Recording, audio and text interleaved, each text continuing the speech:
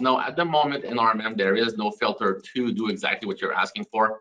The only way to do it is to create a manual script check. And as you would create that script check, you could then have a view on your dashboard here under active issues. You can say, show me everything for that specific script check failed. And then you would be able to see it. So I could say, okay, well, show me anything with app, I don't know, let's see, whatever. You would pick whatever item you would want to search on, and then you would quickly say, okay, this is obviously script check. It would be like, oh, app is having an issue or app is not installed. Then you could find them, you could select them, and then you would have a couple different options you can play with. But this is the only option at the moment to do that.